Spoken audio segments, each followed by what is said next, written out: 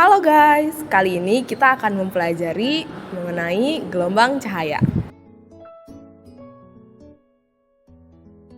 Cahaya adalah energi berbentuk gelombang elektromagnetik yang kasat mata dengan panjang gelombang sekitar 380 sampai 750 nm. Pada bidang fisik, cahaya adalah radiasi elektromagnetik dengan panjang gelombang baik yang kasat mata maupun yang tidak. Gelombang elektromagnetik atau gelombang cahaya adalah suatu gelombang yang dapat merambat tanpa membutuhkan medium. Gelombang cahaya juga termasuk ke dalam gelombang transversal. Selanjutnya adalah jenis-jenis gelombang cahaya. Jenis gelombang cahaya yang pertama adalah gelombang cahaya merah dengan frekuensi 400 sampai 484 THz dan panjang gelombang 620 sampai 750 nanometer. Gelombang cahaya merah merupakan jenis gelombang cahaya dengan panjang gelombang terpanjang di dalam spektrum warna cahaya tampak. Dalam susunan pelangi, warna merah terletak paling rendah sehingga dapat dengan mudah ditangkap oleh mata manusia. Selanjutnya adalah gelombang cahaya jingga yang memiliki frekuensi 484 sampai 508 THz dan panjang gelombang 590 sampai 620 nanometer.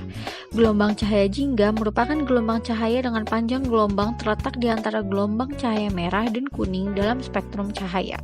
Memiliki warna yang sama dengan jeruk. Selanjutnya adalah gelombang cahaya kuning dengan frekuensi 508 sampai 526 THz dan panjang gelombang 570 sampai 590 nanometer. Gelombang cahaya kuning terletak di antara gelombang cahaya jingga dan hijau. Dalam retina mata manusia, warna kuning memberi rangsangan kepada sel kerucut merah dan hijau, tetapi tidak pada sel kerucut biru. Selanjutnya, jenis gelombang cahaya yang keempat ada gelombang cahaya hijau dengan frekuensi 526 sampai 606 THz dan panjang gelombangnya 495 sampai 570 nanometer. Gelombang cahaya hijau merupakan gelombang cahaya yang banyak dipantulkan oleh pepohonan dan dedaunan. Dalam penggabungan warna, hijau dihasilkan dari penggabungan warna kuning dan biru. Dalam spektrum cahaya, gelombang cahaya hijau juga terletak di antara gelombang cahaya biru dan kuning. Selanjutnya, gelombang cahaya biru dengan frekuensi 606 sampai 66 THz dan panjang gelombangnya 450 sampai 495 nanometer. Gelombang cahaya biru merupakan gelombang cahaya yang banyak dipantulkan oleh langit dan laut. Hal ini karena banyak cahaya biru yang dipantulkan oleh molekul dalam atmosfer dan laut. Selanjutnya, jenis gelombang cahaya yang terakhir yaitu gelombang cahaya nila ungu dengan frekuensi 668 sampai 789 THz dan panjang gelombangnya 380 sampai 450 nanometer. Gelombang cahaya nila ungu biasa juga disebut dengan violet. Gelombang cahaya violet ini merupakan gelombang cahaya terpendek di spektrum warna. Dalam susunan pelangi, warna ini berada di paling atas. Dalam campuran warna, warna violet merupakan hasil dari perpaduan merah dan biru. Contoh gelombang cahaya, yang pertama ada sinar ultraviolet, yang kedua ada mesin fotokopi, yang ketiga peralatan elektronik, yang keempat televisi, yang kelima scanner, yang keenam microwave.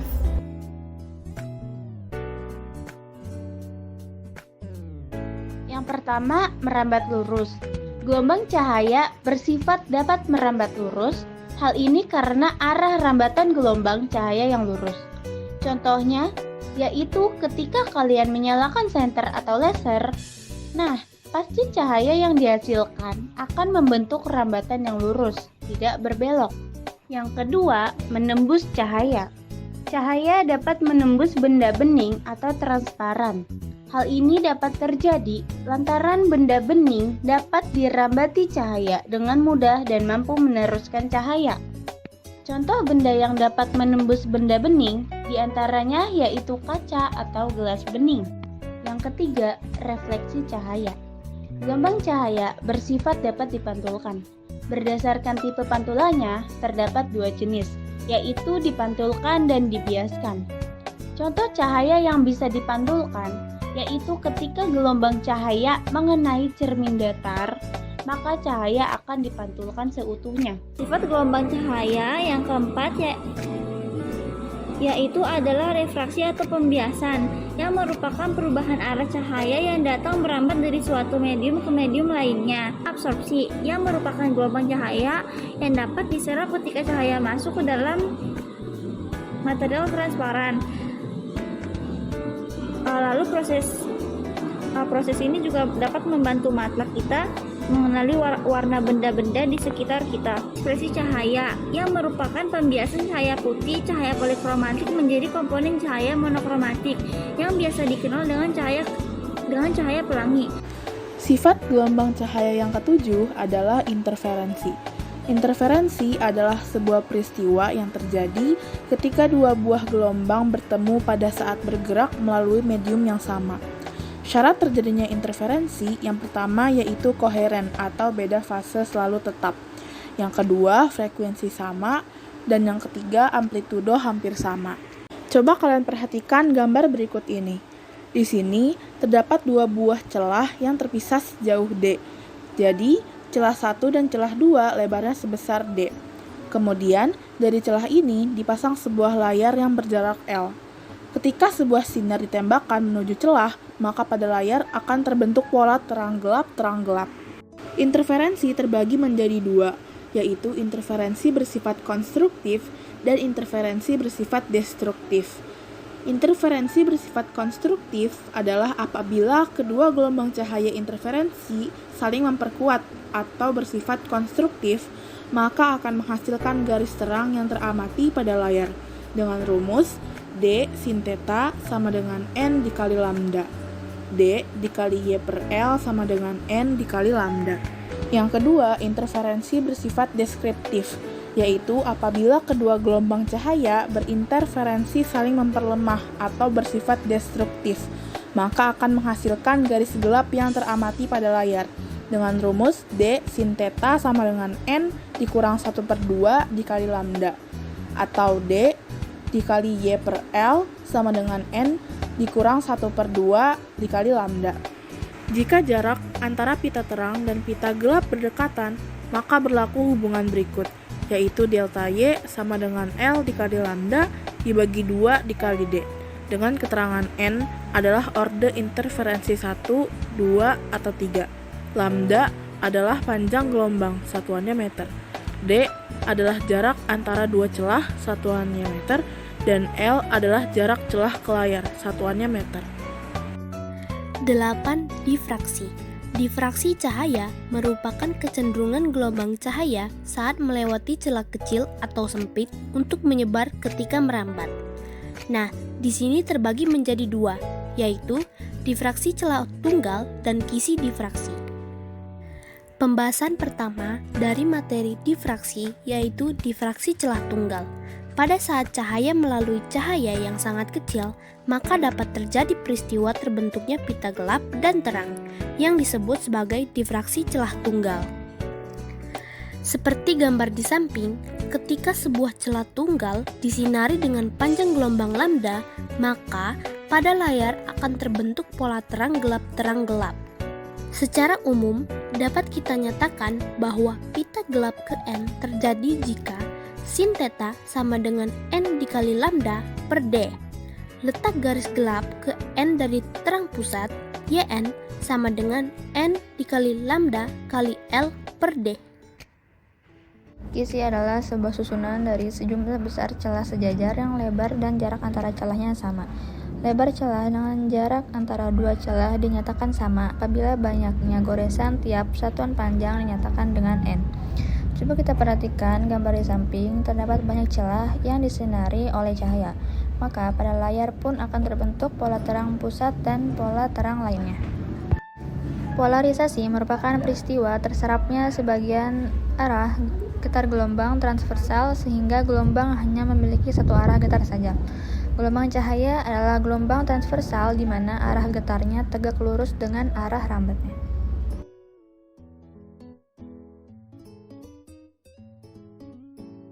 Dua celah sempit yang terpisah pada jarak 0,2 mm disinari tegak lurus.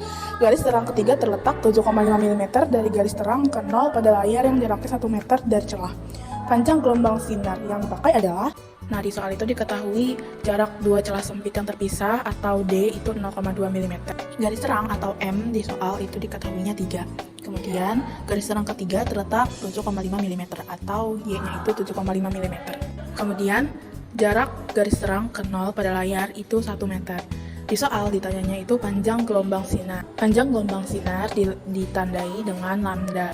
Panjang gelombang sinar rumusnya itu D dikali Y dibagi L sama dengan M dikali lambda. Nah, kita harus masukin aja apa yang diketahui di soal. D-nya itu kan 0,2, berarti 0,2 dikali Y, Y-nya itu 7,5 dibagi L. Nah, L-nya ini kan 1 meter tadinya. Nah, kita harus rubah L-nya ke milimeter, berarti 1 meter dikali 1000, berarti L-nya itu 1000 mm. Berarti 0,2 dikali 7,5 dibagi 1000 sama dengan M-nya itu kan 3, berarti sama dengan 3 dikali lambda. Ya, kita kaliin sama lambda, berarti jadinya 3 lambda. Nah, 3 lambdanya ini kita pindah ruas ke kiri, jadinya 3 lambda sama dengan 1,5 dikali 10 pangkat min 3 mm.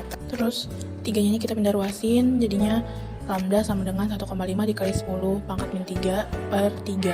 Berarti lambdanya Sebuah kisi yang mempunyai 2 kali 10 garis per cm menerima seberkas sinar monokromatis. Sudut deviasi garis terang pertama yang dipakai 30 derajat. Panjang gelombang sinar monokromatis yang digunakan adalah, jadi ini diketahuinya N, yaitu 2 kali 10 garis per cm, atau bisa ditulis 20 garis per cm. Kemudian M-nya 1, atau deviasi garis pertama. Terus sudutnya adalah 30 derajat. Nah, ini yang ditanyanya adalah lambda. Rumus lambda adalah 1 per N kali sin theta sama dengan M kali lambda. Kemudian ini N-nya kita masukin, yaitu 20 sin 30 derajat itu adalah setengah sama dengan M-nya tadi 1 dikali lambda. Jadi lambda sama dengan 1 per 20 kali 1 per 2 sama dengan lambda.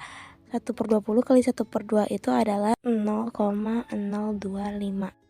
cahaya dengan panjang gelombang 5 kali 10 pangkat min 7 meter datang pada celah kembar yang jaraknya 2 kali 10 pangkat min 4 meter. Pola yang terjadi ditangkap pada layar yang berada 1 meter dari celah kembar. Jarak antara dua buah garis terang titik-titik M. Di soal diketahui panjang gelombang atau lambda itu 5 kali 10 pangkat min 7. Kemudian celah kembar yang jaraknya itu 2 kali 10 pangkat min 4 atau D-nya itu 2 kali 10 pangkat min 4. Kemudian celah kembar yang ditangkap pada layar itu atau L itu 1 meter. Kemudian di soal ditanyanya itu jarak antara dua buah garis terang atau delta Y. Untuk mencari delta Y, rumusnya itu adalah delta Y sama dengan lambda dikali L dibagi D. Kita masukin aja yang diketahui di soal. Lambdanya 5 kali 10 pangkat min 7, berarti 5 kali 10 pangkat min 7 dikali L-nya itu 1 dibagi D-nya itu 2 kali 10 pangkat min 4. Hasilnya 2,50 meter atau delta Y sama dengan 2,50 meter. Seberkas cahaya monokromatis dengan panjang gelombang 2,5 kali 10 pangkat min 7 meter mengenai kisi yang terdiri dari 10.000 goresan per cm. Berapakah sudut untuk garis terang order kedua? Diketahuinya itu D sama dengan 10.000 atau 0,001 sama dengan atau 10 pangkat min 4 cm. Kemudian diketahui juga N yaitu 2, terus lambdanya 2,5 kali 10 pangkat min 7 meter. Kemudian yang ditanyanya adalah sudut untuk garis terang order kedua atau tetanya. Kemudian jawab menggunakan rumus N kali lambda sama dengan D dikali sin theta. Kemudian kita masukin aja N-nya 2 tadi, lambdanya juga 2,5 kali 10 pangkat min 7 sama dengan D-nya 10 pangkat min 6 lalu sin theta. Kemudian 5 kali 10 pangkat min 7 sama dengan 1 kali 10 pangkat min 6 sin theta. Lalu 10 pangkat min 6 yang ini dipindah ruas, jadinya 5 kali 10 pangkat min 1 sama dengan sin theta. Jadi 5 kali 10 pangkat min 1 itu sama aja kayak 5 per 10. Kemudian 5 per 10 itu 1 per 2. Jadi sin theta sama dengan 1 per 2. Jadi tetanya adalah 30 derajat. Apa saja sifat-sifat umum gelombang cahaya? Di antaranya yang pertama, tidak membutuhkan medium. Gelombang cahaya tidak membutuhkan medium untuk perambatannya, sehingga dapat merambat dalam ruangan yang hampa. Yang kedua, dapat dibiaskan. Gelombang cahaya dapat dibiaskan atau dibelokkan atau mengalami refraksi, yang artinya dapat berubah arah ketika melewati dua medium yang berbeda. Yang ketiga, mengalami refleksi. Gelombang cahaya mengalami refleksi atau mengalami pemantulan karena cahaya dapat dipantulkan. Yang keempat, mengalami difraksi. Gelombang cahaya akan mengalami difraksi atau mengalami pelenturan ketika melewati celah yang sempit. Yang kelima, mengalami interferensi. Gelombang cahaya yang bersifat koheren atau mempunyai fase, frekuensi, atau amplitudo yang sama akan dapat mengalami interferensi atau mengalami penggabungan.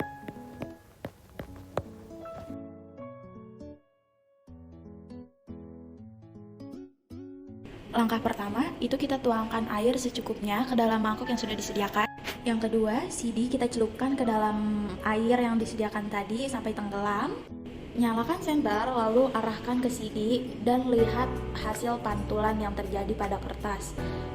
Hasil yang dapat disimpulkan dari praktikum kali ini yaitu warna pelangi pada CD merupakan peristiwa interferensi, sedangkan warna pelangi yang terbentuk pada kertas merupakan peristiwa dispersi, itu penguraian karena gelombang. Mengalami perubahan bentuk ketika melewati suatu medium yang berbeda cahaya flashlight, mengalami penguraian komponen-komponen cahayanya yang berupa cahaya Me, Ji, Ku, Hi, Bi, Niu.